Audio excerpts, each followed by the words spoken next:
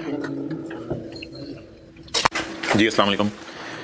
अच्छा भाई, ये कल एक सवाल आपको होमवर्क में दिया था। फिजिकल वालों के साथ यूट्यूब पे वीडियो शेयर की थी और ऑनलाइन वालों को कहा था कि 4 वीडियो क्लिप्स मैंने शेयर किए हैं, 4 में से जज्बाती होकर सारे नहीं देखने। कुछ ने सुना है जज्बाती होकर सारे ही देख लिए हैं, तो किसने देखे हैं जज्बाती होकर सारे ही? एक दो तो देख लिए एक्स्ट्रा, तो सिर्फ एक देखना था। कितने लोगों ने देख लिया क्वेश्चन 18 वाली डिस्कशन? Well done. तो क्वेश्चन 18 वाली डिस्कशन आपने जो है वो देख लेनी थी। अच्छा, नहीं देखी आपने? यूट्यूब के ऊपर मिली नहीं? ढूंढी तो ढूंढी नहीं क्या? हाँ, वो माजरत वेबसाइट पे मैं अपलोड अपनी करना भूल गया था लिंक, लेकिन यूट्यूब पे अवेलेबल है, वो आप देख लेना आ जाके। अच्छा, पेज नंबर 60। अच्छा मोहतरम, ये मैंने डिस्कशन तो इसकी अपलोड कर दी है, लेकिन 1-2 मिनट ना सवाल को पढ़ लेते हैं।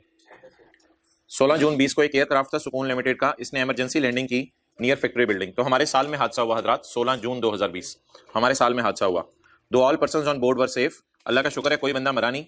The nearby factory was damaged, लेकिन जहाज आके धड़ाम फैक्ट्री पे किसी गिरा था। पायलट ने खूब कोशिश की होगी किसी मैदानी इलाके में उतारें, लेकिन पायलट नहीं उतार सका तो किसी फैक्ट्री के ऊपर आके गिर गया जहाज। एज अ रिजल्ट, जहाज तो जहाज था ना, as a result 2 factory workers lost their life. उस फैक्ट्री में जो 2 बंदे काम करने आए हुए थे वो बेचारे जिंदगी से हाथ धो बैठे, एंड 5 वर्कर्स को चोटें आ गई। तो जहाज हमारा है, हमारा जहाज गिर गया है, हमारा जहाज किसी फैक्ट्री पे गिर गया है, 2 वर्कर्स मर गए हैं और 5 वर्कर्स को इंजरी हो गई है। इस हादसे के एक हफ्ते बाद यानी 17, 18, 19, 20, 21, 22, 23 जून को 23 जून को हमारे सीईओ ने प्रेस कॉन्फ्रेंस में इन्फॉर्म कर दिया कि हम पे करेंगे। मोहतरम, ये कंस्ट्रक्टिव ऑब्लिगेशन बन गई है क्योंकि आपने स्टेटमेंट दे दी है, तो इसकी लाइबिलिटी तो रिकॉर्ड करने पे अल्लाह का शुक्र है आपको मसला नहीं हुआ होगा, मसला नहीं होगा। ये बात तो खत्म हो गई। आगे, साल खत्म होने के 8 दिन बाद, मोहतरम ये एडजस्टिंग इवेंट है, अगर सोल्यूशन में नहीं भी लिखा हुआ तो साल के बाद की डेट उसने डाल दी है, तो क्या हमारे साल कुछ ना कुछ हुआ था ना, तो ये एडजस्टिंग इवेंट है। साल के बाद क्या हुआ? साल के बाद उस फैक्ट्री का ओनर आ गया, भाईजान हमारे बंदों को तो पैसे दे दिए, लेकिन मेरी फैक्ट्री की जो बिल्डिंग को आग लगी है वो उसका क्या करोगे तुम? मेरे कमरे जल गए, मेरा गोदाम जल गया सारा, तुम्हारा जहाज गिर गया। On 8 July 2020 the factory owner filed a claim of 25 million. उसने मुंह खोल के कितना मांगा? 25 मिलियन फॉर फैक्ट्री डैमेजेस। उसने डैमेजेस की मद में 25 मिलियन मांगा जुर्माना, कि मुझे जुर्माना तो मेरा बड़ा नुकसान हुआ है। The case is still pending, case अभी कोर्ट में चल रहा है। लॉयर की एडवाइस है, अब आपने आगे ये देखना है कि ये रिलायबल एस्टीमेट वाली परसेंटेजेस दी हुई हैं या केस हारने जीतने वाली। एक मिनट, ये रिलायबल एस्टीमेट वाली परसेंटेजेस दी हुई हैं या केस हारने जीतने? एक बात मैंने की थी, 80% चांस है कि टीचर जाएगा कराची, वो जाने ना जाने वाली बात थी। जाएगा तो कितना खर्चा होगा वो अलग बात थी। जरा देखना है ये कौन सी वाली परसेंटेजेस हैं। अच्छा, the case is still pending, however lawyer का ख्याल है कि there is a 70% chance that we will lose case. नहीं, there is 70% chance that amount will be 20 and 30% chance that amount will be 15। तो बताएं ये परसेंटेजेस रुपीस के साथ मिल रही हैं, तो मोहतरम केस हारना ही होगा, तो लॉयर इतनी परसेंटेजेस लगा रहे हैं। अब ये ना कहिएगा सर आपको कहां से पता चले केस हम हार रहे हैं? हाँ, वाज़ेह तौर पे कहीं नहीं लिखा हुआ, लेकिन लॉयर का ख्याल है कि इतने पैसे देने पड़ेंगे, वुड बी देने पड़ेंगे, तो वो एस्टिमेट ने लगा के दे रहे हैं ना। अच्छा, अब एक छोटी सी माजरत आपसे करनी थी। असल में ये मैंने लास्ट टाइम वाली डिस्कशन अपलोड की थी, तो लास्ट सेमेस्टर में मैं जो है वो एक्सपेक्टेड वैल्यूज निकालने पे ज्यादा जोर दिया करता था, और आपको तरीके मैंने इसके 2 बताए हैं कैलकुलेशन के। 2 तरीके बताए कैलकुलेशन के। एक तरीका मैंने ये बताया था 20 पे 70% लगा दें और 15 पे 30% लगा दें, और इसका मैंने नाम रखा था, अगर याद हो, एक्सपेक्टेड वैल्यूज। और मैंने सोल्यूशन भी जो वीडियो बनाई है उसमें इसी तरह लास्ट वालों को कराया था, वही आपसे शेयर कर दिया। लेकिन अगर आप इस किताब का सोल्यूशन देखें तो वो हमारे पैटर्न के ऊपर ही है जो हमने डिस्कस की थी। बेहतर है दूसरी मेथोडोलॉजी जो आईकेएफ जरा ज्यादा पसंद कर रहे हैं मैंने आजकल, वो ये है कि 20 मिलियन देने का 70% चांस है, तो बस 20 मिलियन की लायबिलिटी ही बुक कर लें। तो व्हाट इज मोस्ट लाइकली? 20। तो 25 में से कितना देने की, कितने की प्रोविजन बनाएंगे? 20 की। डन। तो एक्सपेंस डेबिट, प्रोविजन क्रेडिट कितने से? 20 से। और ऊपर की भी प्रोविजन आप खुद ही कैलकुलेट कर लीजिएगा, वो जो एम्प्लॉइज को पैसे देने हैं। 8 बनी थी टोटल, सबको मिला मिलू के। अच्छा, ये 2 एंट्रीज डन हो गई। आगे यार, अगली बात यह है कि ये जो हवाई जहाज था ना जो स्ट्राइक किया बिल्डिंग में, वो हवाई जहाज हमारा नहीं था, वो हवाई जहाज हमने किसी लेसर से लिया हुआ था। उस लेसर ने एग्रीमेंट में एक बात डाली हुई थी कि हवाई जहाज तबाह भी हो गया ना तो तुम किराया मुझे देते रहोगे, जब तक मेरी इंश्योरेंस कंपनी मुझे इंश्योरेंस ना दे दे तब तक तुम मुझे किराया देते रहोगे। समझे बात? दोबारा, बड़ी मजे की बात है, सादा सी बात है। ये जहाज हमारा नहीं था, पीआईए का मिसाल के तौर पे नहीं था, ये जहाज पीआईए का नहीं था, ये जहाज हमने किसी लेसर से लिया हुआ था। तो लेसर से हमने जहाज लिया हुआ था, तो लेसर ने मुझे कहा था जहाज तबाह भी हो जाए तो मुझे किराया देते रहोगे। लेकिन उसने एक बेनिफिट वाली हमारी बात डाली हुई थी कि मैं अपनी इंश्योरेंस कंपनी से लड़के, हमने इंश्योरेंस नहीं करवाई हुई, हम तो लेसी हैं, हमने क्यों इंश्योरेंस करानी है, तो पराई चीज है हमारी। उसने कहा मेरी इंश्योरेंस कंपनी जब तक मुझे पैसे ना दे देना तब तक तुम्हें किराया देना पड़ेगा, चाहे जहाज फारिग भी हो जाए। अब आप हमारे जूते पहन के सोचें, 16 जून को जहाज फारिग हो गया है, अब जब जहाज ही फारिग हो गया तो फ्यूचर में इफ आई कैंसल वाली क्लॉज तो है नहीं एग्रीमेंट में, इफ आई ऑनर तो इनफ्लोज आने नहीं, क्योंकि किसी सवारी ने जहाज में बैठना नहीं, जहाज ही नहीं है, इनफ्लोज नहीं है, तो फ्यूचर में सिर्फ क्या है, आउटफ्लोज हैं। किस फॉर्म में, in the form of rent. वो मैंने रेंट कब तक देना है, जब तक लीज खत्म ना हो जाए या जब तक लेसर को उसकी इंश्योरेंस कंपनी ऑनर ना कर दे। तो ये बात थी सारी। Due to the accident the aircraft was damage beyond repairs and consequently SL can not use the aircraft. इसका मतलब है सवारियों से इनफ्लोज जीरो है। अब 16 जून के बाद तो जहाज हम चलाएंगे नहीं ना। अब इसमें 16 जून से 30 जून तक का अगर कोई किराया बनता है तो वो तो वैसे ही खर्चे में चला गया होगा, क्योंकि 30 जून तो मेरा ईयर एंड आ गया है। तो ऑनरेस कॉन्ट्रैक्ट में देखना होता है ईयर एंड के बाद का खर्चा। The aircraft was acquired on lease for 10 months expiring on 31 अक्टूबर। हमारे साल के बाद कितने महीने रह गए हैं, जुलाई, अगस्त, सितंबर, अक्टूबर। बजाहिर हमने 4 महीने का किराया देते रहते अगर जहाज तबाह ना होता। As per the lease agreement, if aircraft faces any accident, SAL is required to pay the किराया। लेकिन कब तक, लीज एक्सपायरी तक नहीं, जब तक लेसर को उसकी इंश्योरेंस कंपनी पैसे ना दे दे। और लेसर को उसकी इंश्योरेंस कंपनी ने 31 अगस्त को पैसे दे दिए, तो 31 अगस्त तक का किराया फिर हमें देना पड़ेगा। पूरे जुलाई का किराया देना पड़ेगा, पूरे अगस्त का। तो 2 महीने के किराए की लायबिलिटी बुक करेंगे। सितंबर अक्टूबर का किराया क्यों माफ हो जाएगा, क्योंकि उसको उसकी इंश्योरेंस कंपनी लिफ्ट करा देगी। तो दैट वाज ऑल। अच्छा,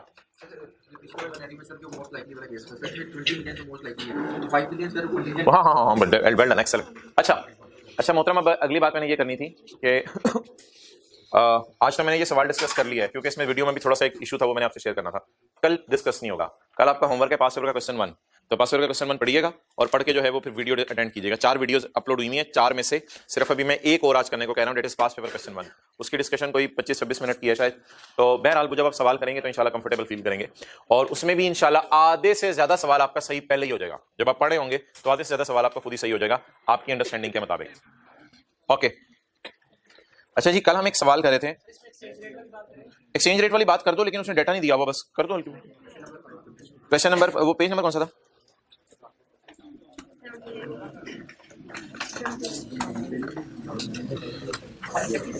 अच्छा जी, पहले आप ऐसे करें, पेज 19 पे आए।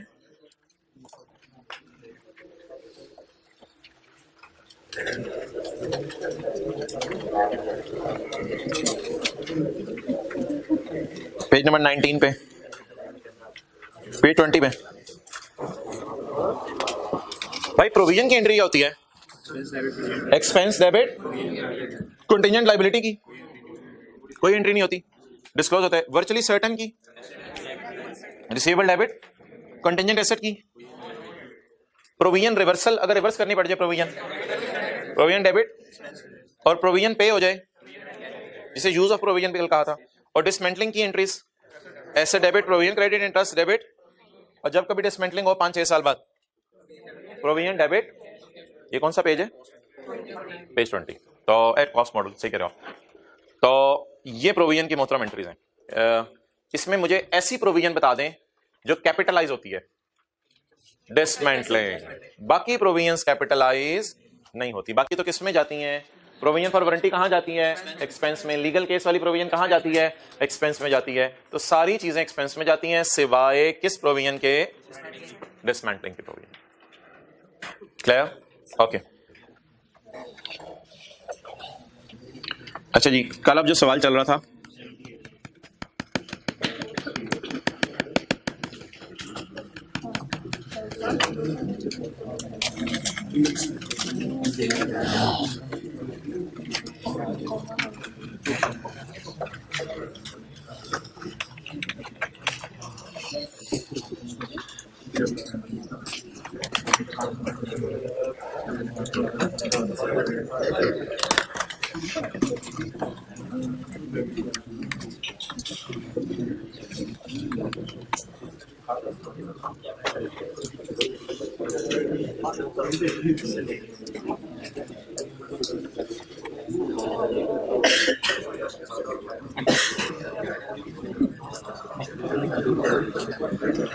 अच्छा इसमें ये जो बन रहा होता है ना हमारी नोट का न्यूमेरिकल वाली साइड, कल नोट हमने बनाना सीखा था, नोट की जो न्यूमेरिकल वाली साइड बन रही होती है उसमें सिर्फ प्रोविजंस जानी होती हैं, यानी एक्सपेंस डेबिट, प्रोविजन क्रेडिट या प्रोविजन डेबिट, कैश क्रेडिट, उसमें वर्चुअली सर्टन एसेट कहीं नहीं जाना होता। तो सबसे पहली बात ये लिख लें, वर्चुअली सर्टन एसेट प्रोविजन के न्यूमेरिकल नोट में कहीं नहीं जाना। वर्चुअली सर्टन एसेट प्रोविजन के न्यूमेरिकल वाली साइड पे नहीं जाना, प्रोविजन के नोट की न्यूमेरिकल वाली साइड पे नहीं जाना। वर्चुअली सर्टन एसेट प्रोविजन के नोट की न्यूमेरिकल वाली साइड पे कहीं नहीं जाना।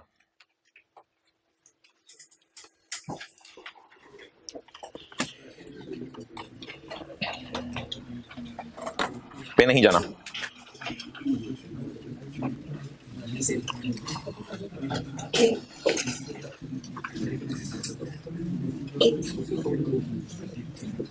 अच्छा देखें जी, असल में यार प्रोविजन का नोट क्या होता है? प्रोविजन का नोट होता है प्रोविजन का टी अकाउंट स्टेटमेंट फॉर्म में बना देना। अब जरा मुझे बताते रहे प्रोविजन के नोट में क्या जाएगा? एक्सपेंस डेबिट प्रोविजन क्रेडिट होने की वजह से प्रोविजन प्लस होगी। इस एंट्री, ये तो आगे कुछ है ही नहीं ना, ये एंट्री ये मैंने मना कर दी है, ये भी कोई नहीं। क्या प्रोविजन अगर कम होगी तो प्रोविजन डेबिट कम नेगेटिव के साथ शो करना पड़ेगा? क्या अगर प्रोविजन पे हो गई, जैसे कल वारंटी पे हो रही थी, तो ये शो करना पड़ेगा? क्या अगर डीकमीशनिंग की प्रोविजन है तो ये रिकॉर्ड होगी, प्रोविजन बढ़ेगी? क्या इंटरेस्ट की वजह से प्रोविजन बढ़ेगी? क्या जब डिसमेंटलिंग हो रही होगी प्रोविजन कम होगी? तो जहां जहां एंट्री में प्रोविजन का लफ्ज आता है और वो क्रेडिट हो रहा है तो नोट में वो प्लस हो जाएगा, और जहां जहां एंट्रीज में प्रोविजन का लफ्ज आ रहा है और वो माइनस हो जाएगा। तो प्रोविजन के नोट का क्या मतलब बना कि जहां जहां प्रोविजन का लफ्ज एंट्री में आए, क्रेडिट हो तो नोट में और डेबिट हो तो नोट में, तो प्रोविजन के नोट का मतलब ही है कि प्रोविजन वाली एंट्रीज करनी है, बस सिर्फ प्रोविजन वाली एंट्रीज करनी है। क्लियर? और यही कल भी किया था। इसके अलावा अगर और कुछ है, जैसे contingent liability, contingent asset, virtually certain, कोई भी चीजें हैं, उनको नोट में नीचे इंग्लिश में डाल दें। कैसे? सवाल से इंग्लिश उठा के। कैसे डालें उन्हें नोट में? सवाल से इंग्लिश उठा के। ओके, आप जी सवाल खोलते हैं और सवाल खोल के जो है वो देखते हैं जो हमने अंग्रेजी कल लिखते लिखते छोड़ दी थी लिखनी, कि उस अंग्रेजी को जो है वो आज डिस्कस करेंगे। अच्छा, इतना पोर्शन कल मैंने आपको करवा दिया था नोट का, वारंटी वाला भी हो गया था, हमारा लीगल क्लेम भी हो गया था और ऑन रेस्ट कॉन्ट्रैक्ट भी हो गया था। इतना सा पोर्शन आपको करवा दिया था। बाकी अंग्रेजी क्या है? पहला आइटम क्या है जी? वारंटी, हल्की सी अंग्रेजी। The company grants warranties on certain categories of goods. अच्छा, अगला क्या था? वो जो हमारा ट्रांसफार्मर एक्सप्लोड कर गया था जिसकी वजह से नुकसान हुआ था। The legal claim provision respect of claim made by customer as a result of faulty equipment supplied by company, और इसमें कॉन्टिंजेंट एसेट था। अब क्या लिख के आए कि कॉन्टिंजेंट एसेट का एस्टीमेट ऑफ फाइनेंशियल इफेक्ट और इसकी नेचर बता दो, या अब नोट मांगे नेचर बता के आए? अब नेचर लिखेंगे या ये लिखेंगे यूजर को नेचर बताओ? अब ये नहीं लिखेंगे कि यूजर को नेचर बताओ, अब इस तरह नहीं लिखेंगे आ कंटिंजेंट एसेट लिखे और आगे आ contingent asset will be disclosed giving the nature and estimate of financial effect. अब ये नहीं लिखेंगे। अब ये एक्सप्लेन वाला सवाल नहीं आई कैप का, अब ये कौन सा वाला सवाल है? डिस्क्लोज वाला। तो फिर कंटिंजेंट एसेट जो कल बना था वो मैं आपको रिवाइज करा दूं। वो ये था कि हमने भी किसी के खिलाफ आगे केस कर दिया था और हमारे लॉयर को अच्छा चांस लग रहा था कि पैसे आ जाएंगे, तो हमने क्या डिसाइड किया था? डिस्क्लोज करें कंटिंजेंट एसेट। तो अब वो सारी सवाल वाली अंग्रेजी लिख के आ जाए। The company is making a claim against the supplier. These components led in the part for which a provision has been made. ऊपर provision होगी, legal advice is that this amount is likely to exceed and should amount for 40% of total claim. Therefore इसको कैसे disclose कर दें? Contingent asset. तो अब इसकी nature बता के आए या सिर्फ ये लिखा है यूजर को नेचर बतानी है? नेचर बता के आए, क्योंकि आप क्या मांगे? एक्सप्लेनेशन मांगी है या डिस्क्लोजर नोट बनाने को मांगे? और ऑन रेस्ट कॉन्ट्रैक्ट में भी एक line, the provision for on rest contract is in respect of 18 months fix price contract. थोड़ी थोड़ी नेचर बतानी होती है बस सारी। तो ऊपर जितना डेटा लिखा है उसको अब नीचे आपने इंग्लिश में बता के आना है। अच्छा, अब इन द एंड मुझे बता दें यहां से यहां तक क्या बनाना है? सिर्फ प्रोविजन के डेबिट क्रेडिट, बस। दूसरी बात बता दें, यहां से यहां तक क्या बनाना है? अगर प्रोविजन है तो उसकी भी अंग्रेजी लिखाएं सवाल से उठा के, अगर कॉन्टिंजेंट एसेट है उसकी भी लिखाएं, कॉन्टिंजेंट लायबिलिटी है उसकी भी लिखाएं। जो भी चीज सवाल के अंदर आ रही है, चाहे कॉन्टिंजेंट एसेट है, चाहे कॉन्टिंजेंट लायबिलिटी है, चाहे प्रोविजन है, सबकी इंग्लिश एज इट इज सवाल से एक एक दो दो लाइन उठा के लिखते हैं। It is called as disclosure. और ये कब बनाना पड़ेगा? Prepare the provisions and contingencies notes. जब पेपर में क्या मांग ले, नोट मांग ले। क्लियर? अच्छा यार, अब आप जरा चैप्टर के टॉप से आ जाएं, पेज 1 से चलना शुरू करें।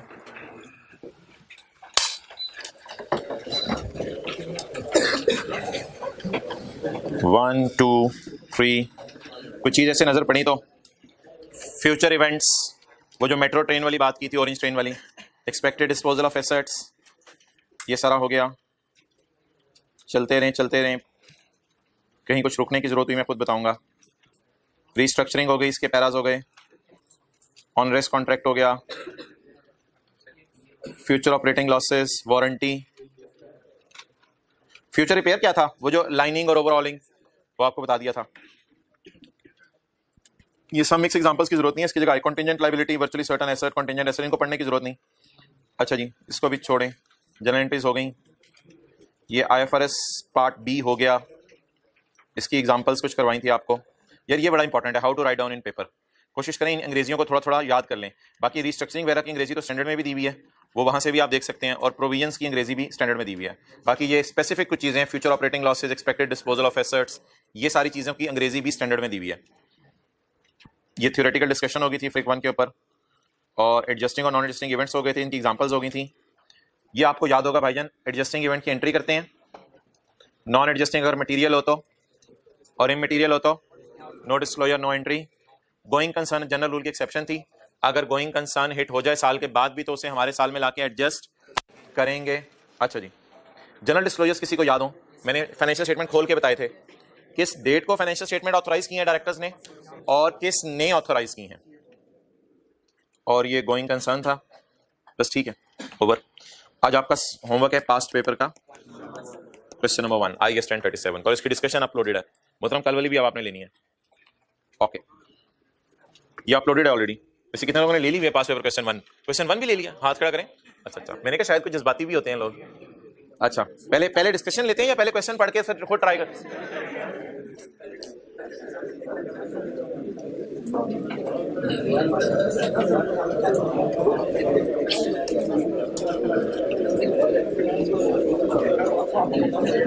आखिरी चैप्टर निकाल लें।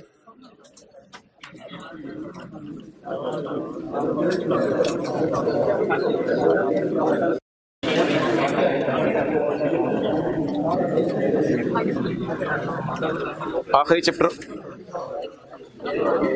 पेज नंबर 374 है, पेज 374 IFRS 9। ये आज हल्की सी आंच पे पढ़ना है हमने, सादा सी चीजें, ऑलमोस्ट इंट्रो की क्लास वाली एंट्रीज हैं, तो इसको जरा तसल्ली से आपने यहाँ समझना है। फिर कल से जब डिबेंचर्स की अकाउंटिंग शुरू होगी ना, फिर जरा ज्यादा अटेंशन आपकी चाहिए होगी। फिलहाल शेयर्स का खरीदना है।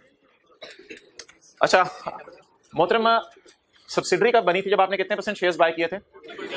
More than 50%। और अगर 20 से 50 बाय किए थे, एसोसिएट बनी थी। सब्सिडरी बनी थी तो उसके सारे एसेट लायबिलिटीज कंसोलिडेट कर लिए थे, एसोसिएट बनी थी तो उसके सिर्फ प्रॉफिट्स पे नजर रखी थी। लेकिन जब अगर पीटीसीएल के शेयर्स कोई पेल कंपनी खरीद ले, ऐसी मिसाल दे रहा हूं, पेल ने पीटीसीएल के 200 शेयर खरीद लिए, तो आपका क्या ख्याल है, 50 से ज्यादा शेयर खरीद लिए होंगे, सिर्फ 200 शेयर खरीदेंगे? और पेल ने कोई 1-2%, 3% भी नहीं होंगे शायद ये 200 शेयर्स, तो पेल ने थोड़े से शेयर पीटीसीएल के खरीद लिए, तो ना ये हमारी सब्सिडरी बनी ना एसोसिएट बनी। बस सिंपल सी एंट्री, शेयर खरीदने की एंट्रीज करवा दें, वो करनी है आज। बोलें इन्वेस्टमेंट, डेबिट, और ये वो आपने अक्सर सुना होगा, कुछ लोगों को आदत होती है शेयर खरीदने की, स्टॉक एक्सचेंज की वेबसाइट खोल के बैठे होते हैं, शेयर खरीद रहे होते हैं, तो ये वो वाले शेयर खरीदने की बात हो रही है। थर्ड रो में जगह बना दें। अच्छा भाई, इसमें आप तसल्ली से बात सुन लें, ये बात जो है ना हमारी 1-2 मिनट हर क्लास में ले जाया करेगी।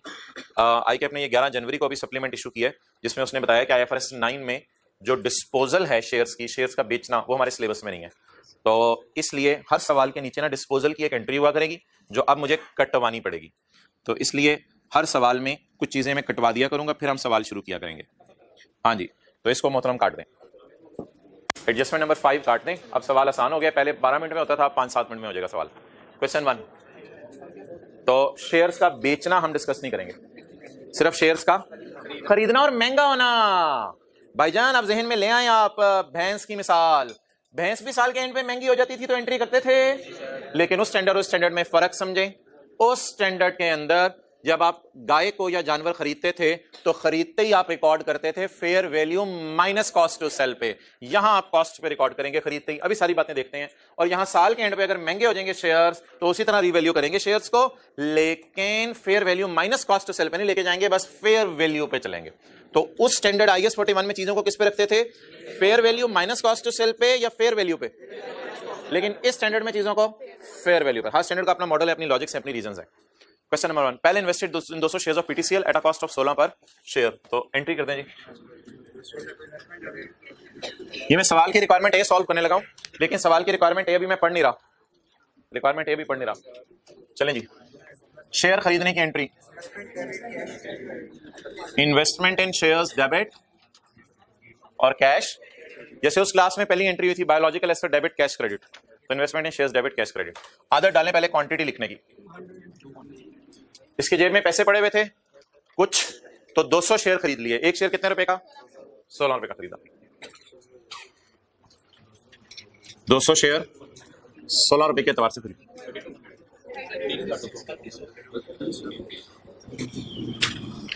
ये नवंबर 17 के अंदर एंट्री होगी, नवंबर 2007।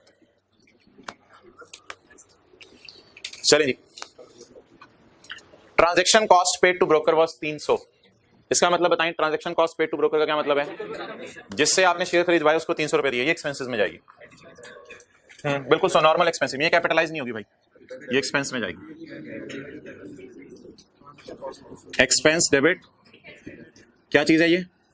Transaction cost.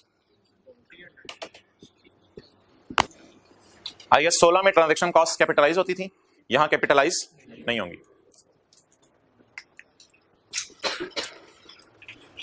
मोहतरम, साल के एंड पे शेयर मोटे और महंगे होंगे या सिर्फ महंगे होंगे? महंगे या सस्ते होंगे, मोटे नहीं हो सकते शेयर।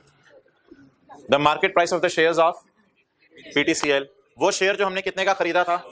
16 का। माशाल्लाह माशाल्लाह, साल के एंड पे कितने का हो गया? 22 का हो गया। अब यार आप वर्सेस वाली कैलकुलेशन भी कर सकते हैं, लेकिन मैं ना टी काउंट बनाता हूं जिस तरह हम टी काउंट बनाते हैं IAS 21 में। जिस तरह IAS 21 में टी काउंट बनाते हैं उस तरह मैं टी काउंट बना रहा हूं, वर्सेस वाली कैलकुलेशन नहीं कर रहा हूं जी। वर्किंग इन्वेस्टमेंट इन शेयर्स, ये वाली एंट्री पोस्ट करें। प्लान डेबिट कैश क्रेडिट या इन्वेस्टमेंट डेबिट कैश क्रेडिट? कितने का खरीदा? 200 शेयर 16 का खरीदा एक, तो टोटल क्या हो गया? यही 3200 डेबिट में लाके मैंने पोस्ट कर दिया।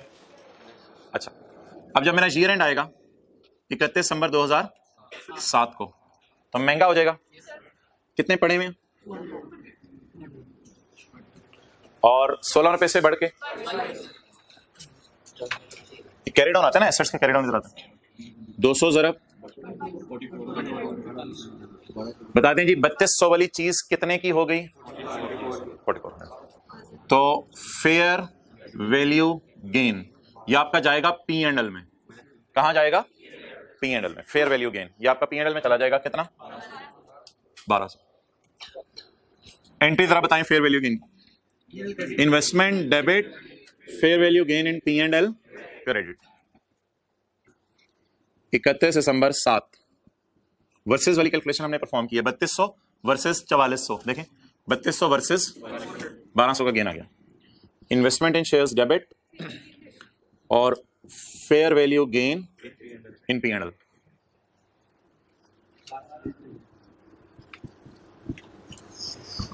चलें अगले साल की एंट्री कर दें। सवाल की रिक्वायरमेंट एक खत्म हुई।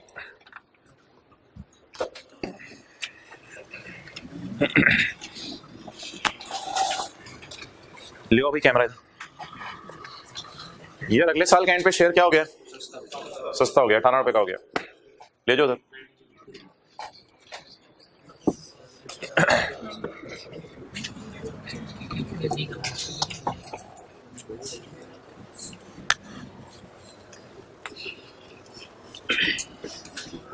वैसे जरूरत तो नहीं है, लेकिन ऐसे ही समझने के लिए अगला साल में शुरू करने लगा, इसलिए ब्लू मार्कर पकड़ा हूं।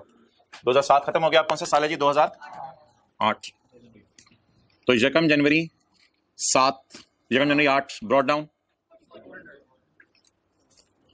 4400 जी। 31/12/8 को हमारे पास शेयर बिका या पड़े पड़े महंगा हो गया? पड़े पड़े सस्ता हो गया। पड़े पड़े सस्ता हो गया। पहले क्वांटिटी लिखा करें, क्वांटिटी 200 इंटू 18, वही वर्सेस वाली कैलकुलेशन। 4400 वाली चीज कितने की हो गई? Fair value loss balancing P&L में जाएगा। Fair value loss balancing P&L में जाएगा। कितना जी? 800। एंट्री जरा ट्राई करें, इन्वेस्टमेंट्स क्रेडिट और P&L debit. Investment credit P&L debit. ये ब्लू मार्कर से अगला साल 31/12/8। Fair value loss debit investment in shares जी।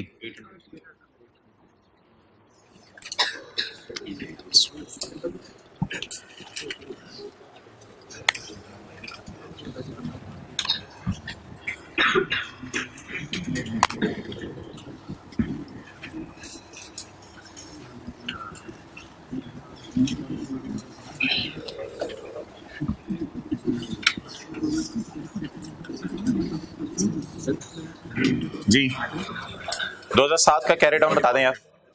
एक मिनट पहले देख लें, एक मिनट लिखना छोड़ देना। 2007 का कैरी डाउन बता दें। 4400 3600।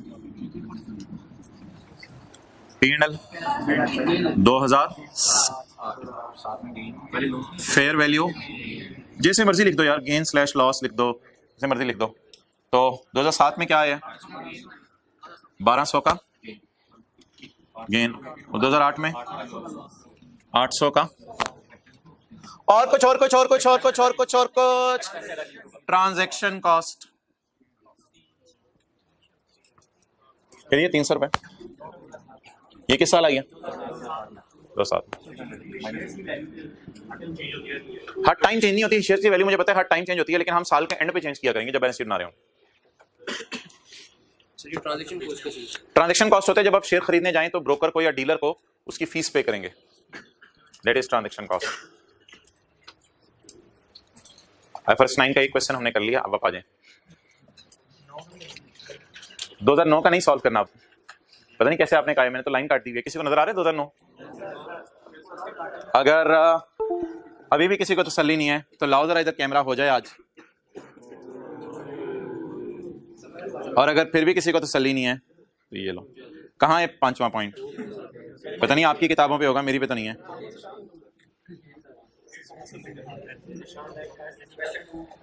क्वेश्चन 2 नहीं मोहतरम, रिक्वायरमेंट ए अभी मैंने पढ़ी नहीं, अब मैं रिक्वायरमेंट ए पढ़ने लगा हूं, फिर मैं रिक्वायरमेंट बी पढ़ूंगा। रिक्वायरमेंट ए हमारी खत्म हो गई, तो बता दें जी क्या क्या हुआ। शेयर खरीदा 16 रुपए का, खर्चा बुक करेंगे 300 का। 16 रुपए वाला शेयर महंगा हो गया तो पहले साल गेन आया, और फिर सस्ता हो गया तो दूसरे साल लॉस आया। Prepare accounting entries if the investment in shares is held for, means held for short term purpose, short term purpose. अच्छा ये इसको छोड़ें, बी रिक्वायरमेंट को, और ए को भी अभी छोड़ें।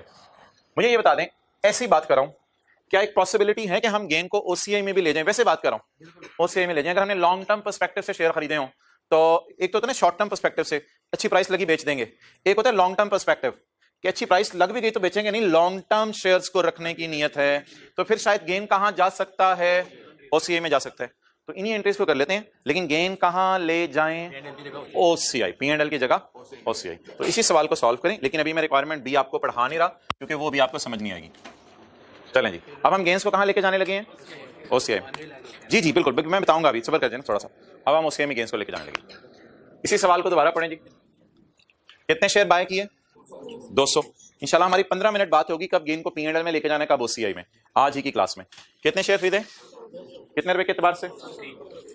लेकिन जब आप गेन को ओसीआई में लेके जाया करेंगे ना, तो फिर मोहतरम ट्रांजैक्शन कॉस्ट को कैपिटलाइज किया करेंगे, फिर ट्रांजैक्शन कॉस्ट को कैपिटलाइज किया करेंगे, फिर ट्रांजैक्शन कॉस्ट को एक्सपेंस में कहीं, फिर लॉन्ग टर्म पर्सपेक्टिव के एतबार से चीजों को सोचेंगे, और फिर ट्रांजैक्शन कॉस्ट को बोलेंगे क्या किया करेंगे। जैसे आप मॉडल नहीं सीख रहे होते थे FIFO वेटेड एवरेज, तो समझ लें पहले हम गेन्स को किसमें ले गए हैं? P&L में। अब हमने गेन्स को कहां लेके जाने? तो ओसीआई में आपने देखते रहने कहां कहां ट्रांजैक्शंस में डिफरेंस आ रहे, थोड़ा थोड़ा डिफरेंस आएगा चीजों में। चलें जी, सबसे पहले नवंबर 2007 को मैं एंट्री करूंगा शेयर खरीदने की। बोले जी इन्वेस्टमेंट डेबिट कैश क्रेडिट, ये शेयर खरीदने की एंट्री, जैसे बिल्डिंग खरीदने की एंट्री होती है, बिल्डिंग डेबिट कैश क्रेडिट। कितने शेयर खरीदे? 200। कितने रुपए का? क्या प्राइस आ गई? 30 प्लस 300, ये नई बात आ गई, plus 300 is equal to 35। Transaction cost is capitalised, here it was expensed out. जी बताएं। 35। अब देखते हैं जी साल के आखिर में क्या बना। Working number 2, investment in shares.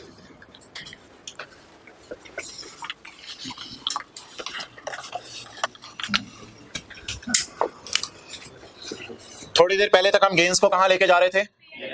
इस पूरे मॉडल का नाम क्या है? ना, इस पूरे मॉडल का नाम क्या है जो हमने किया है अभी? फेयर वैल्यू को रूट कराओ थ्रू प्रॉफिट एंड लॉस। बोले फेयर वैल्यू को रूट कराओ थ्रू प्रॉफिट एंड लॉस। और अब हम क्या करने लगे हैं? फेयर वैल्यू को रूट कराओ थ्रू ओसीआई। फेयर वैल्यू को रूट कराओ थ्रू, ये देखें एसओसीआई में P&L भी होता है, ओसीआई भी होता है। P&L से रूट करा चुके हैं। सेकंड ऑप्शन क्या है? P&L से ना रूट कराओ, बारों बार ओसीआई से रूट कराओ, लेकिन वो भी हम करने लगे हैं। ओके बताएं जी, ये तो 3500 इधर वाला लिख लो ना, मैं 3500 यही वाला। अब बता दें जी 31 दिसंबर 7 को शेयर कितने रुपए का हो गया? ट्रांजैक्शन कॉस्ट की टेंशन छोड़ दें, कैपिटलाइज होगी बस, आगे नहीं टेंशन लेंगे इसकी। 22 रुपए का हो गया शेयर। कितने शेयर है हमारे पास? 200 जरा 22 40। जो भी गेन आ रहा है उसे कहां डालें? P&L में या ओसीआई में? इसका नाम क्या रखें? Asset debit revaluation surplus credit. इसका कोई डिफरेंट नाम होना चाहिए। Investment debit revaluation surplus credit नहीं करेंगे। उधर की एंट्री होती थी एसेट डेबिट रिवैल्यूएशन सरप्लस इन ओसीआई क्रेडिट, तो एसेट की जगह, रिवैल्यूएशन सरप्लस की जगह fair value reserve. Revaluation surplus की जगह क्या लफ्ज यूज होगा? Fair value reserve. रिजर्व वैसे भी इक्विटी टाइप कोई चीज लगती है, फेयर वैल्यू रिजर्व। तो ये एंट्री बैकएंड पे जहन में रखिएगा आज के बाद, एसेट डेबिट सरप्लस क्रेडिट, लेकिन investment debit fair value reserve credit. अच्छा जी, investment debit fair value gain या fair value reserve? Fair value reserve. देखते रहिएगा, मैं 3-4 लफ्ज लिखने लगा हूं। Fair value reserve. गेन आ रहा है, लॉस? गेन आ रहा है। क्या आ रहा है? बैलेंसिंग आ रहा है जी, बैलेंसिंग आ रहा है 4400 माइनस 3500। इस गेन को कहां ले जाना है? ओसीआई। डन। कोई ज्यादा बातें तो नहीं लिखनी। अकाउंट का नाम बोलें। 3500 और 4400 क्या आ रहा है? गेन क्या आ रहा है? कहां लेके जाना है? कितना?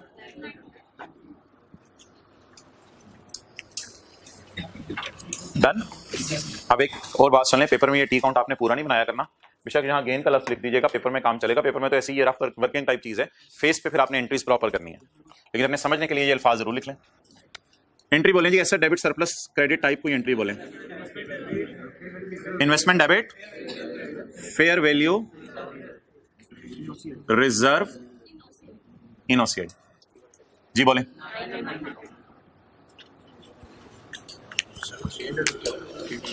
कुछ भी नहीं हुआ किसमें? हाँ, तो वो 900 में निकल गया, जो भी हुआ 900 की फिगर डिफरेंट हो जाती है अगर 300 ना होता तो। अच्छा, अब मोहतरम इस पैटर्न में मैं साथ साथ P&L बैलेंस शीट आपको बना के देने लगा हूं ताकि बातें समझ आए। तो साथ साथ जो है वो P&L एक साल का बना लेते हैं और बैलेंस शीट फिर अगले साल की तरफ मूव करते हैं। तो अगले साल के टी काउंट के लिए मैं थोड़ी सी जगह छोड़ देता हूं और मैं नीचे बैलेंस शीट और P&L बना देता हूं। इधर भी यही किया था, बैलेंस शीट और P&L। चलिए जी, बैलेंस शीट किस साल की? 2008 की और 2000 फिलहाल मैं 7 की बनाऊंगा जी। एसेट्स में क्या आ जाएंगी? Investments in shares, carry down आएगा 44। डन। अच्छा, कोई भी चीज ना आपने इधर से उधर कंपेयर नहीं करनी, बस हर मेथड अपना ही है, उसको अपने तरीके से लेके चलेंगे, आसानी होगी। कंपैरिजन करना हुआ मैं खुद बताऊंगा। बैलेंस शीट में यार एक और चीज आएगी, इक्विटी, इक्विटी, इक्विटी के अंदर share capital, share premium, retained earning, revaluation, surplus और फेयर वैल्यू और रिजर्व। लेकिन अभी इक्विटी की टेंशन ना लें आप, इक्विटी की टेंशन ना लें, यहां एज ऑन टाइप चीजें आती हैं, अभी ये फॉर द ईयर है, अभी इक्विटी की टेंशन ना लें, यहां एज ऑन टाइप चीजें आती हैं, ये अभी फॉर द ईयर मुझे आया है गेन, फॉर द एग्जैक्ट ये फॉर द ईयर है, इसलिए अभी बैलेंस शीट की टेंशन ना लें। Now I am moving towards SOCI. SOCI has two parts, P&L and OCI। P&L में तो कुछ भी नहीं जाना, P&L की टेंशन नहीं है, P&L की लाइन डाल के मैंने फारिग कर दिया। अब क्या लिखूं?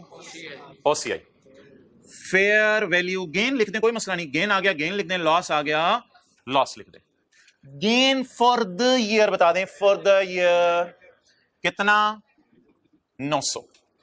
फेयर वैल्यू थ्रू OCI या fair value through P&L? Fair value through. अब सारे आधे मिनट के लिए चेहरा शरीफ ऊपर रखें।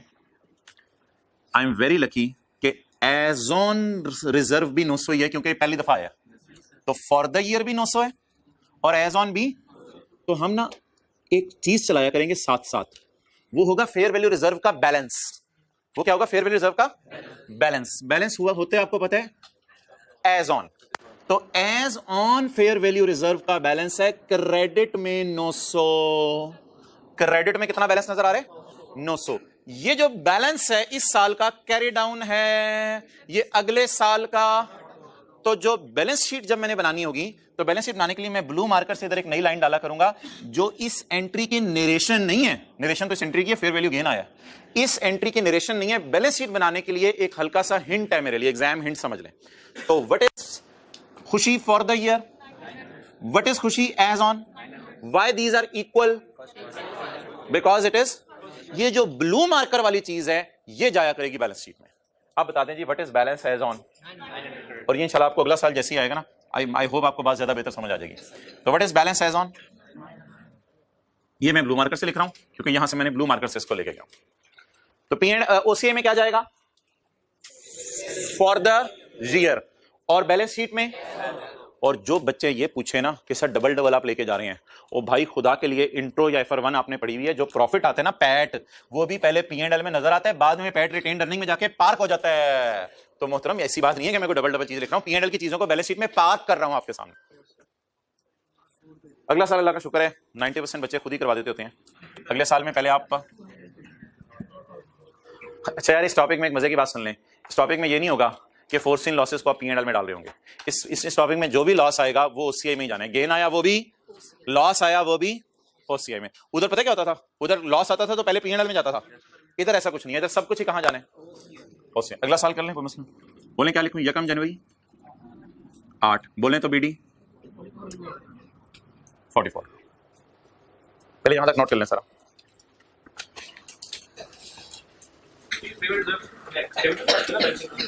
बिल्कुल अब आ सकते हैं।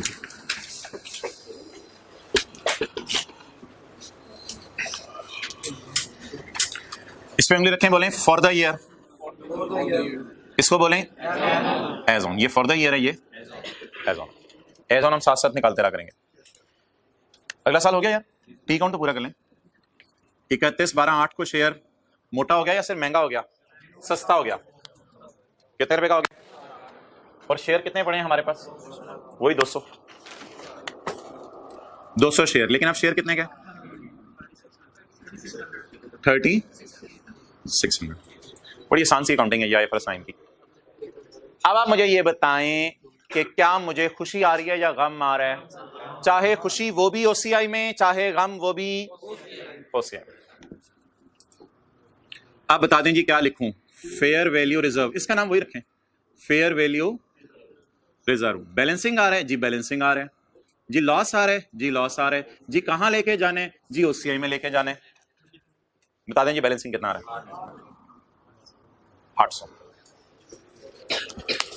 ये वही है वर्सेस वाली कैलकुलेशन, 4400 वाली चीज 3600 पे चलेगी। एंट्री बताएं।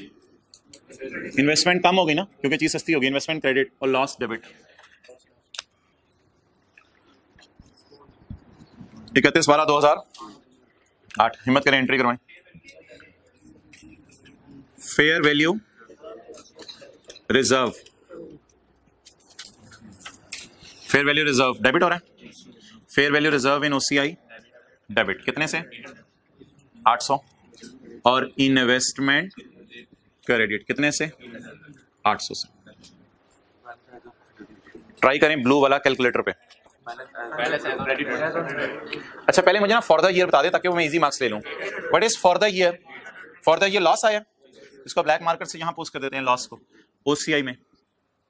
फॉर द ईयर लॉस आ गया, क्लियर। आप बता दें मुझे क्या चाहिए, बैलेंस चाहिए। अच्छा बैलेंस में मुझे बताएं ओपनिंग बैलेंस कितना है, ओपनिंग बैलेंस कितना है। इस कैरेट डाउन को मैंने बीडी बना लिया, क्रेडिट 900 का, 900 के क्रेडिट में डेबिट डालना है 800 का, इज इक्वल टू बता दें अगर 900 के क्रेडिट में 900 पिछले साल तक की खुशी थी, 900 पिछले साल तक की खुशी थी, इस साल का अपना लॉस 800, 900 पिछले साल तक की खुशी थी, इस साल का अपना लॉस, ओवरऑल क्या बचा हुआ है वो 100 क्या है, बैलेंसिंग खुशी, बैलेंसिंग खुशी, पुरानी खुशी का बैलेंस, इस साल का गम फॉर द ईयर 800। इन दोनों को जरा नेट करके बताएं, क्रेडिट बच रहा है डेबिट, क्रेडिट बच रहा है, तो बोलें जी क्रेडिट कितना बचा। ये एज ऑन टाइप चीज बन गई ना, अब ये एज ऑन टाइप चीज बन गई, तो बैलेंस शीट में अब कितना आ जाएगा 100। एक्सेलेंट, 100 की खुशी खुशी खुशी खुशी, क्योंकि गम सिर्फ 800 आया था और पहले से खुशी कितनी पड़ी हुई थी 900। और ये बता दें फिगर कितनी है 36। अब आप तस्वीर खींच सकते हैं, सॉल्यूशन ए और बी का पूरा हो गया। तो समझने वाली चीज क्या थी, blue marker, blue marker as on.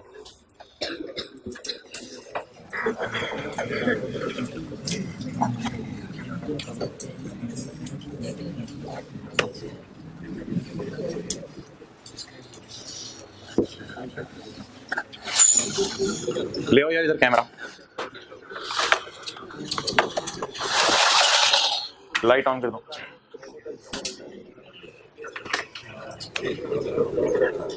यकम जनवरी 10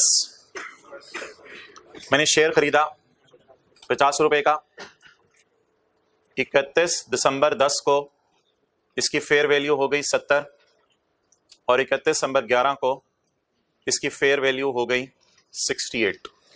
ठीक है जी, ओसीआई वाले तरीके से एंट्रीज कर दें 2 मिनट में, ओसीआई वाले तरीके से 2 मिनट में एंट्रीज कर दें। 3 जनरल एंट्रीज हैं, 2 मिनट में कर दें, रिवीजन हो जाए जरा ओसीआई की।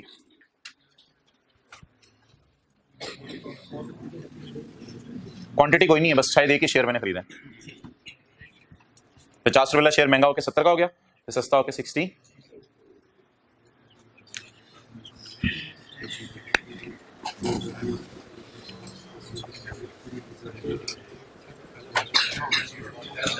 बोले यार कितना,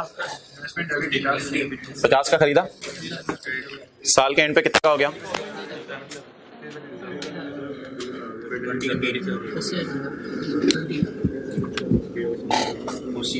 फेयर वैल्यू रिजर्व, बैलेंसिंग आया, गेन आया, कहां जाएगा कितना, ये तो क्वेश्चन था ना, ये सॉल्यूशन है। यकम जनवरी 11 BD 70, 31/12/11 CD 68, fair value reserve, balancing आया, लॉस आया, कहां ले जाएंगे ओसीआई में, कितना 2। चलिए अब हम क्या कर दें इसकी जनरल एंट्रीज। यकम जनवरी 10 इन्वेस्टमेंट डेबिट कितना, 31/12/10, बोले बोले बोले, investment debit fair value reserve इन कितना, ब्लू मार्कर यूज करना पड़ेगा जी, करना पड़ेगा। बैलेंस चाहिए मुझे, बैलेंस चाहिए एज ऑन, क्रेडिट साइड पे पड़ा हुआ है, तो बैलेंस कितना हो गया 20, ऐसा ही है 31 12 11। ये 20 पे उंगली रखें, ये क्या है फॉर द ईयर, और ये क्या है क्योंकि पहला साल है ना, for the year as on बराबर है। आगे चलें, fair value reserve, reserve reserve, fair value reserve OCI में ले जाएं, और इन्वेस्टमेंट कितने से,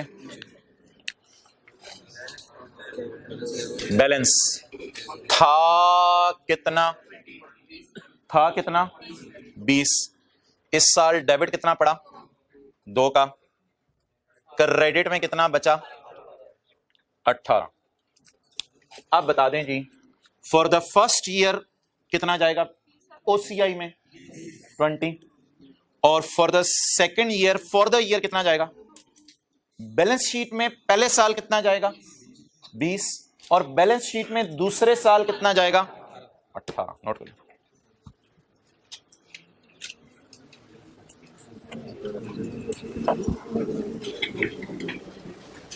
तो लिख लें जनरल एंट्री में फॉर द ईयर आया करेगा, और नीचे कैरी डाउन खुद निकाला करेंगे। जनरल एंट्री में फॉर द ईयर आया करेगा, और ब्लू मार्कर से कैरी डाउन खुद निकाला करेंगे।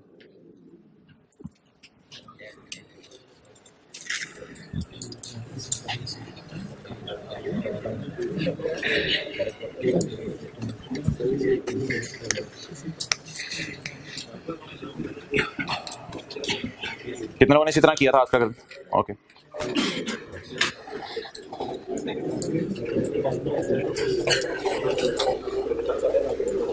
इसको डाउन करो।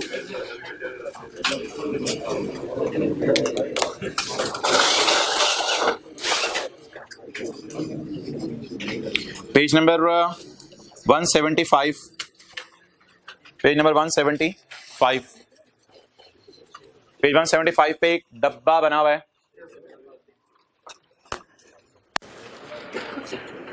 मिल गया डब्बा, नीचे नीचे डब्बा बना हुआ है, नहीं, दरमियान में जो डब्बा बना हुआ है,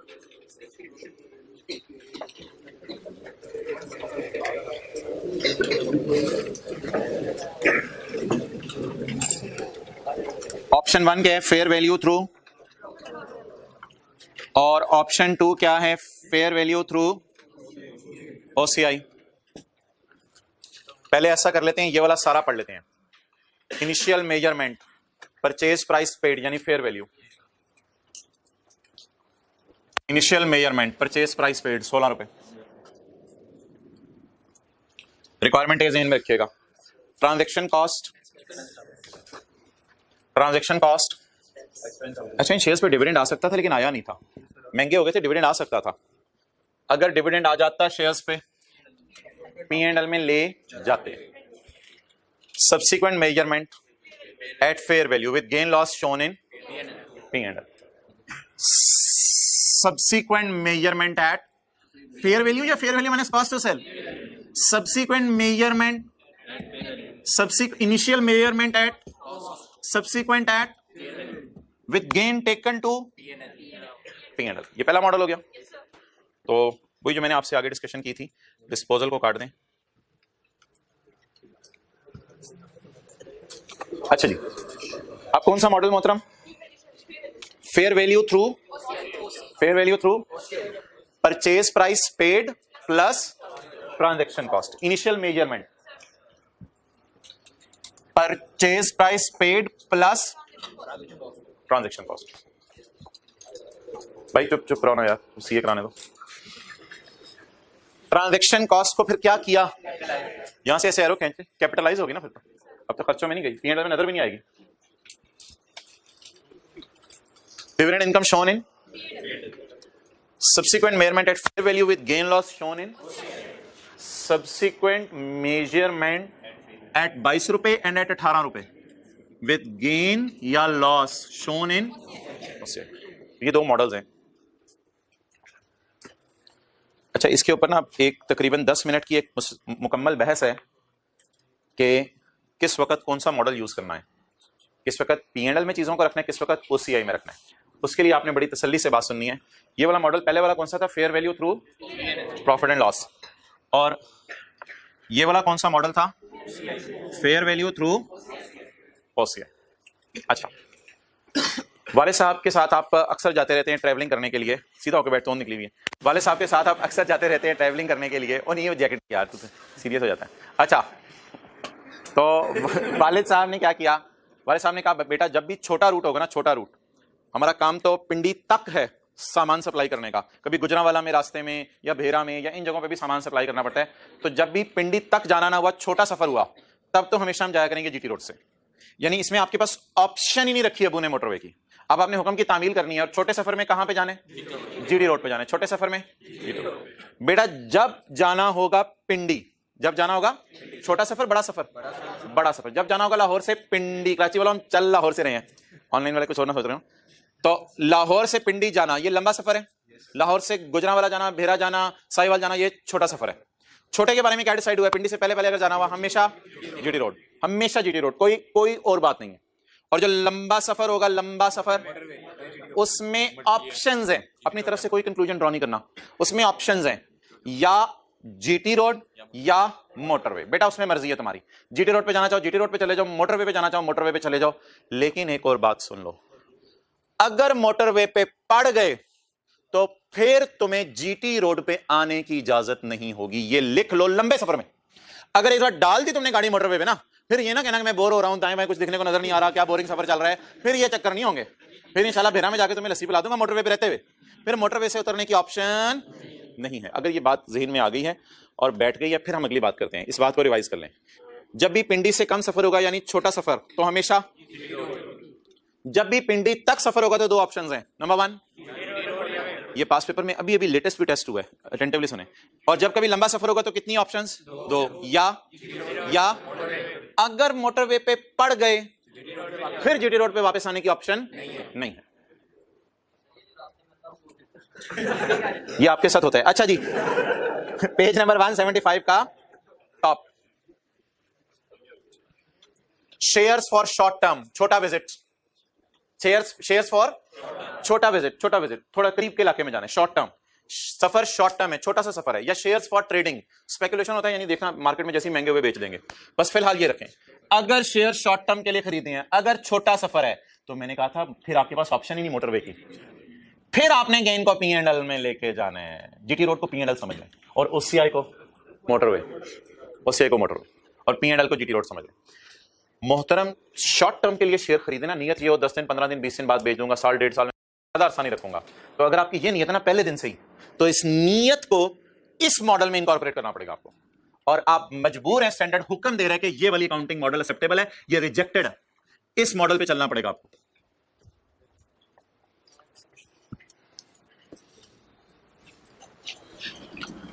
purchase shares for short term. अब थोड़ा विजिट करने नहीं बेटा, थोड़ा विजिट आज नहीं है, आज तो हम पिंडी तक जाएंगे।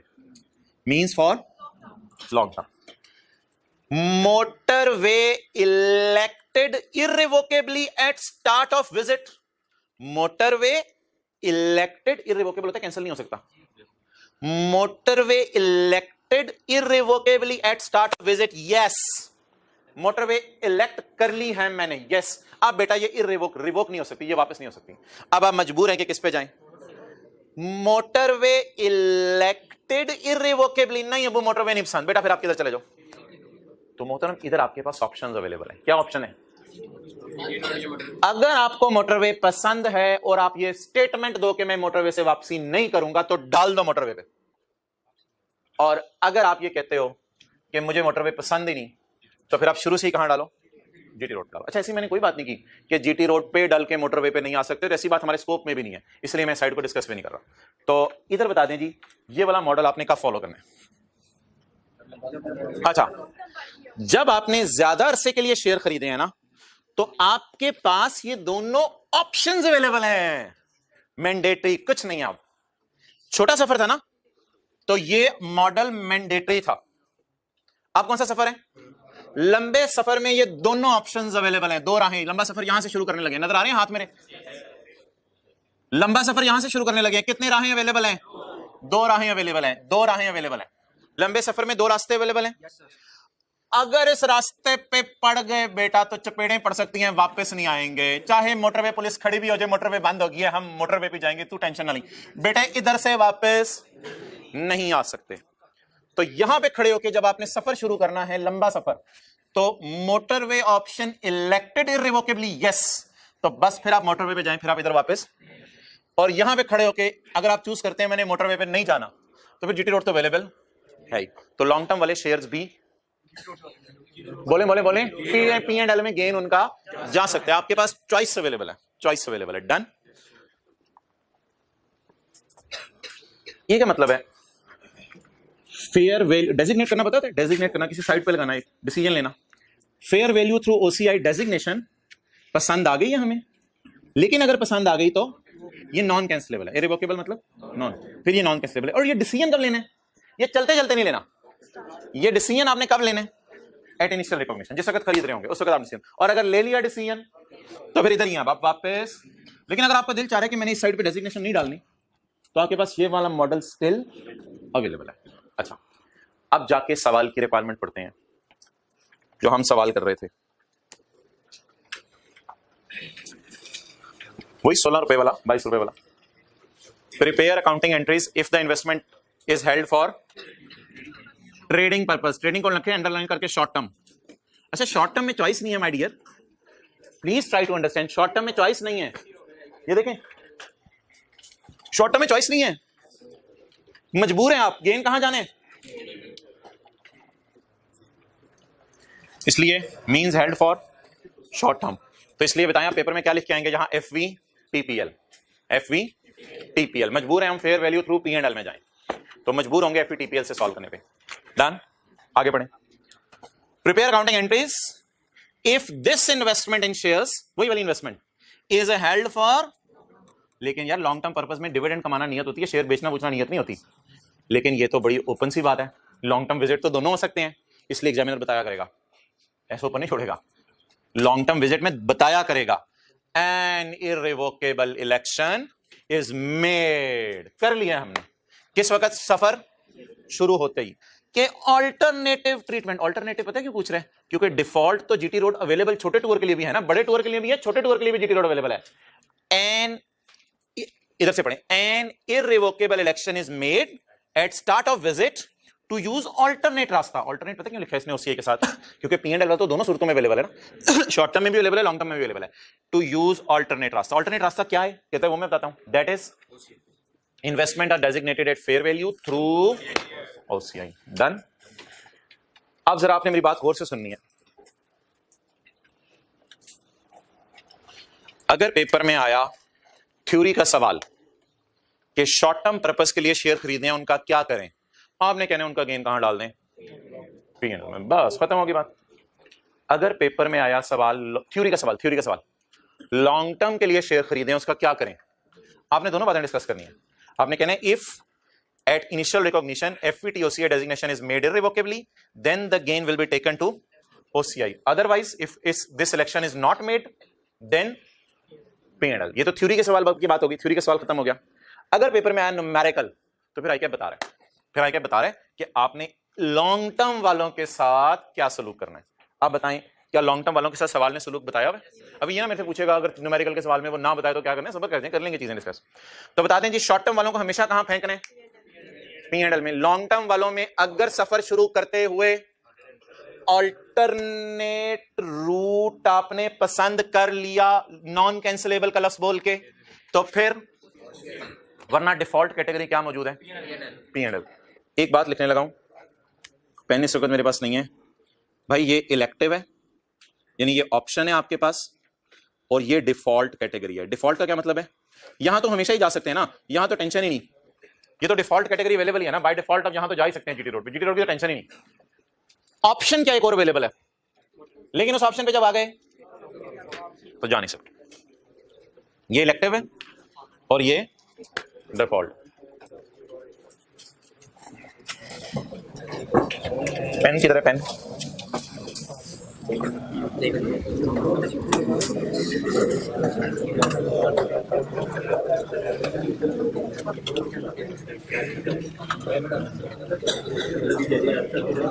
नंबर 376।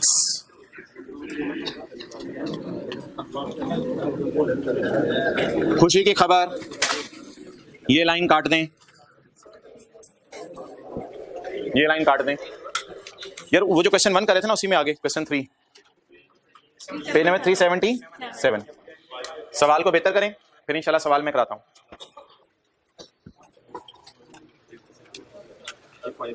ऑन यकम में 2017 kangaroo limited acquired following investment. Equity investments क्या होती हैं? शेयर या कोई लोन वगैरह? शेयर, इक्विटी होते हैं shares. Made following equity investment shares.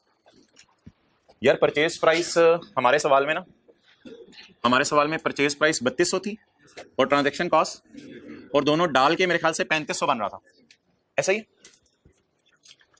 Purchase price, transaction cost डाल के, लेकिन इधर हमने 2 किस्म के शेयर खरीदे हैं।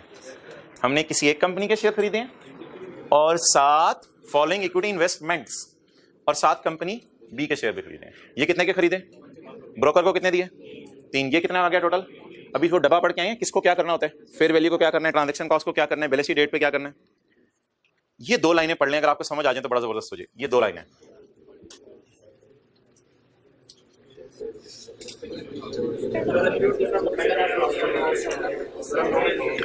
ए के बारे में हमने क्या सोचा है, इसको डेजिग्नेट कर दें एट एफईटीपीएल, इसको एफईटीपीएल में फेंक दें और बात खत्म होगी। तो जब डालना ही एफईटीपीएल में तो बात खत्म होगी। तो इन्वेस्टमेंट ए के बारे में क्या सलूक करेंगे? शॉर्ट टर्म वाली बात नहीं उसने बताई, लेकिन खुद ही बता दिया इसको हम किस मॉडल पे रखेंगे, एफईटीपीएल में।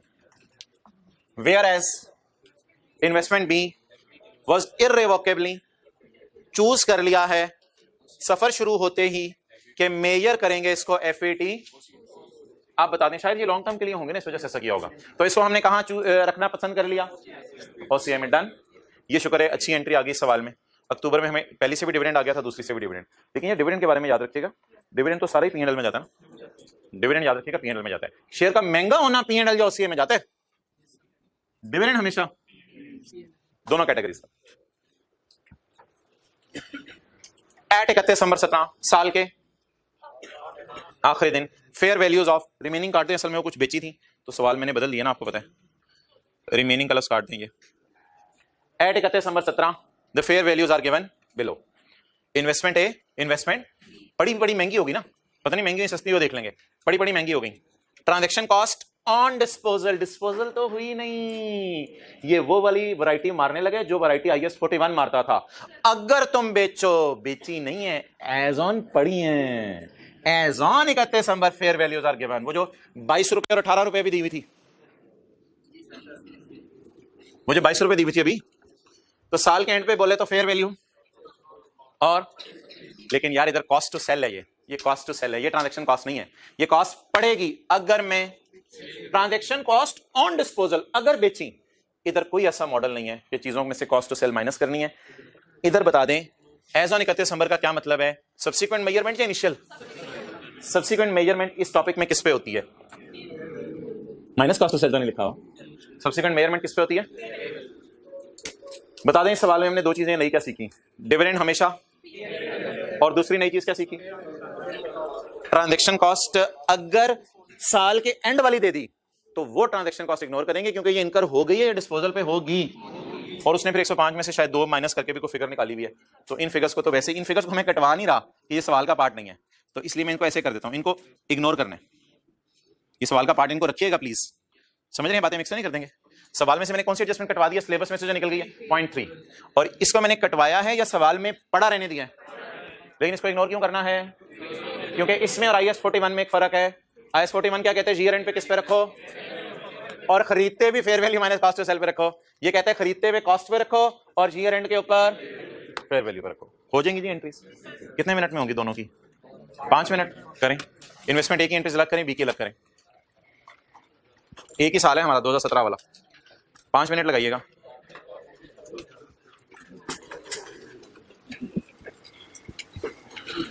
किसी को एंट्रीज में मसला है तो भाईजान ये सारा तरीका अवेलेबल है, किस एंट्री का क्या करना है, किस एंट्री का क्या करना है। 5 मिनट दे रहा हूं आपको, ज्यादा टाइम, इंशाल्लाह हो जाएंगी। पहले ए की एंट्री सेलेक्ट करें, फिर बी की एंट्री सेलेक्ट करें।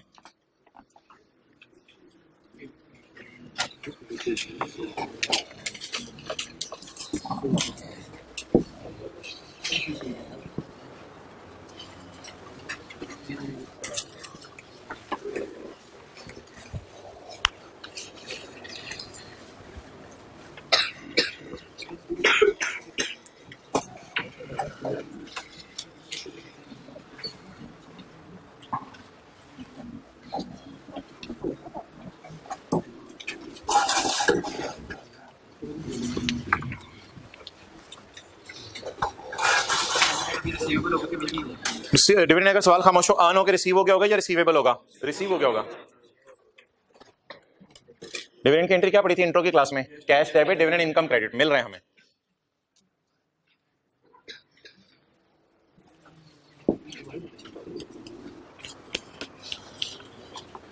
ये लफ्ज़ लिखे ट्रांजैक्शन कॉस्ट डेबिट, लिखे expense debit. Transaction cost debit नहीं लिखे, एक्सपेंस डेबिट।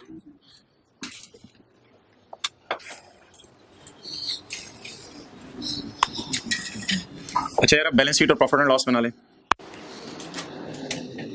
हो गई एंट्री, हाथ खड़ा कर दें जी। 5-10 लोगों की हो गई हैं।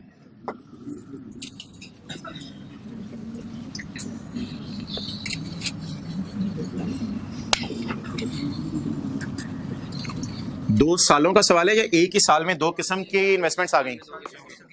2 सालों का सवाल नहीं है, एक ही साल में 2 किस्म के शेयर आ गए।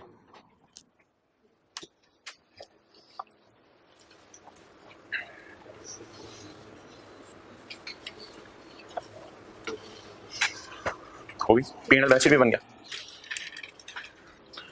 मैं बर्मला कह सकता हूं कि 90% लोगों ने ब्लू मार्कर से नीचे बैलेंस एज ऑन लिखना भूल गए होंगे। ब्लू मार्कर से बैलेंस एज ऑन वहां तक पहुंचे नहीं, लेकिन एज ऑन तो लिख दो ना, एहतियातन आदत तो पड़े ना। 7 बजे तक सवाल पड़ा, अल्लाह उसको नरीना। अच्छा जी भाईजान प्लीज। अच्छा जी, पहला मॉडल क्या कहते हैं? इसको तो छोड़े ना यार, इसको तो एक छोड़ें। पहला मॉडल कहते हैं इसको एक्सपेंस आउट करना है, और दूसरे मॉडल में इसको हमने कैपिटलाइज करना है।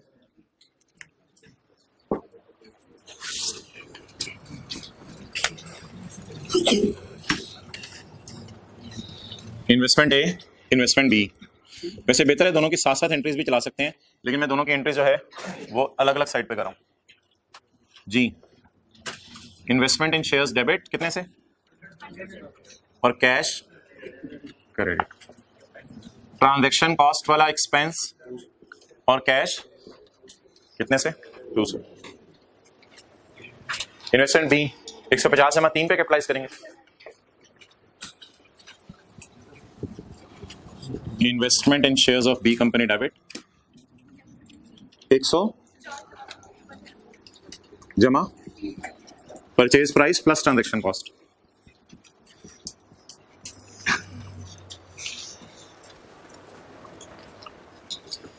डिविडेंड आ गया है 12 रुपये और 9 रुपये।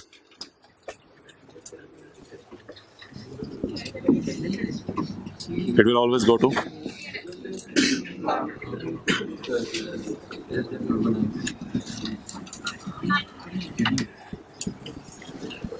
डिविडेंड, हर कैटेगरी का P&L में जाएगा।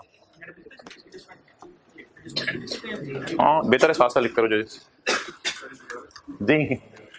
31 दिसंबर को वर्सेस वाली कैलकुलेशन परफॉर्म करनी पड़ेगी।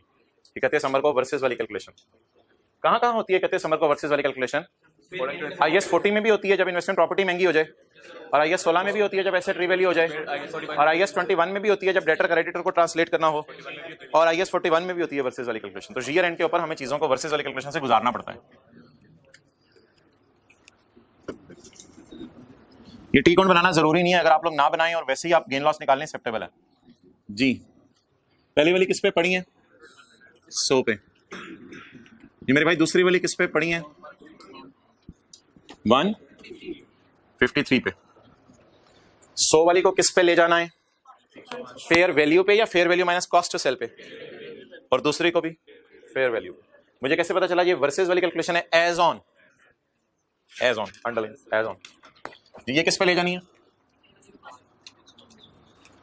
और ये 130 फेयर वैल्यू गेन बैलेंसिंग आया, कहां जाएगा? इधर फेयर वैल्यू लॉस आ रहा है, फेयर वैल्यू रिजर्व लॉस लिखना है भाई, इधर फेयर वैल्यू रिजर्व, और ये आएगा बैलेंसिंग, और ये जाएगा ओसीआई में, और इसका नाम होगा लॉस। कितना?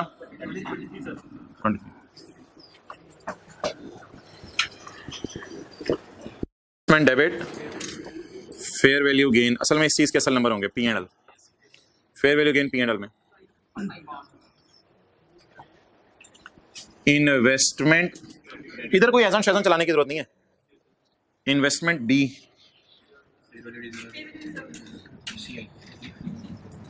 फेयर वैल्यू ब्लू मार्कर,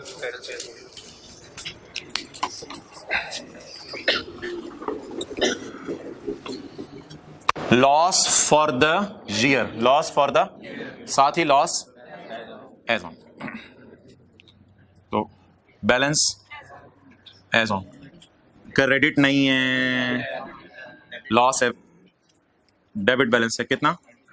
अच्छा, रिजर्व्स का डेबिट बैलेंस बड़ी अजीब सी चीज होती है, लॉस टाइप की चीज। हाँ डेबिट, ना ना यार, ये P&L वाली हैं, ये P&L वाली हैं, इनको इससे मिक्स ना करो।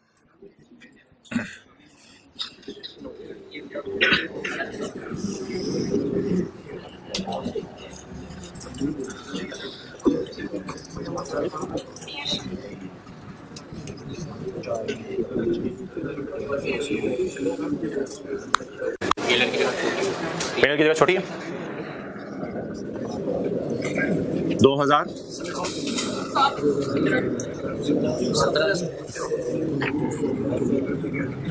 चले बस चुप रहे।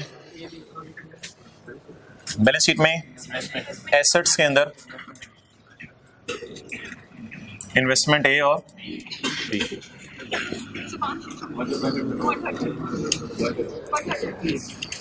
अच्छा एक चीज आती है इक्विटी के अंदर, fair value reserve as on -23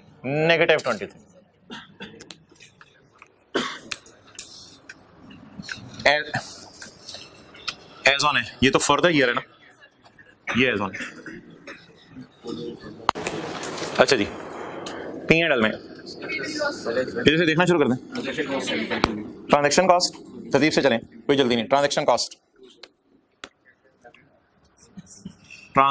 cost का एक्सपेंस जाएगा इन्वेस्टमेंट से पे, 2 का डिविडेंड इनकम ए की जाएगी 12।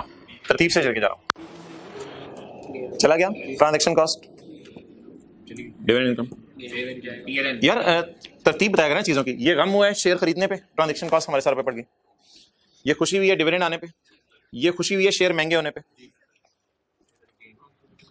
फेयर वैल्यू ए के ऊपर पॉजिटिव, ये तो बैलेंस शीट में है दोनों चीजें। ये कैश,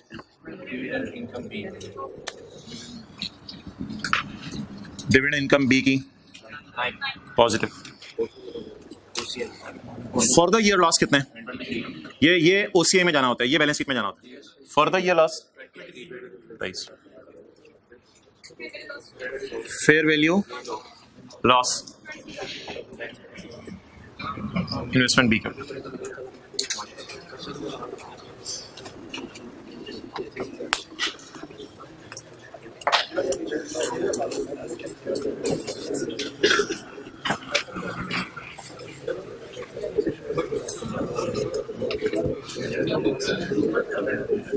भाई थोड़ा सा सर नीचे करना, थोड़ा सा अब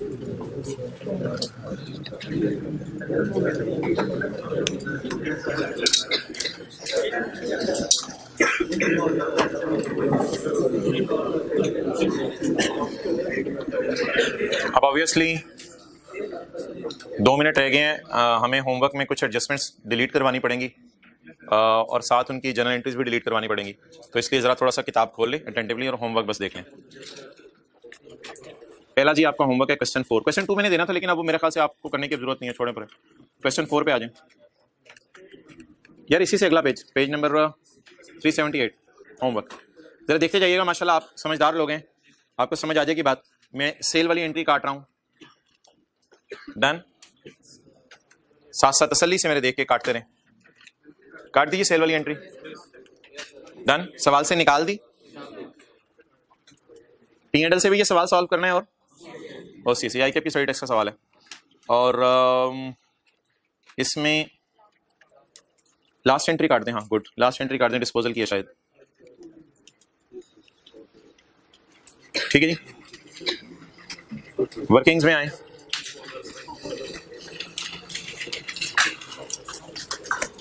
आखिरी साल का टी काउंट काट दिया, काट दिया जी आखिरी साल का टी काउंट। अब पार्ट बी शुरू हो गया। इसमें ये दोनों एंट्रीज काटनी है भाई, आखिरी 2 एंट्रीज काट दें। फिगर्स देख लो ना यार, ये 48 वाली और 8600 वाली फिगर्स देख लो,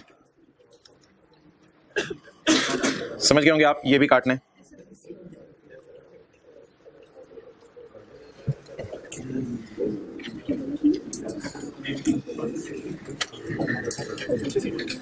अच्छा। क्वेश्चन 4 होमवर्क में हो गया, इसमें 15 मिनट लगेंगे आपके, ज्यादा नहीं। क्वेश्चन 6 लिखे होमवर्क में, वो 1 मिनट यार, 1 मिनट देख तो लो ना, पढ़ तो लो। A company invested in 20,000 shares at a cost of 21 per share. देखो इसमें डिस्पोजल तो कहीं नहीं, ट्रांजैक्शन कॉस्ट पर इतने, at 31 December the shares have a fair value of इतने। The shares are held for, prepare journal entries और P&L बनाए, prepare journal entries, extract of statement of comprehensive income and if there were no plan to sell. अगर trading के लिए नहीं है, if there were no plan to sell and entity has decided to designate this shares at, आ जाके फिर वही बात होगी। दोनों तरीके से सॉल्व करना है। तो इस सवाल पे कितने मिनट लगेंगे? 1-2 मिनट। तो इसमें तो मेरे ख्याल से मुझे कुछ कटवाने की भी जरूरत, क्योंकि इसमें शेयर बिक नहीं रहे। क्लियर?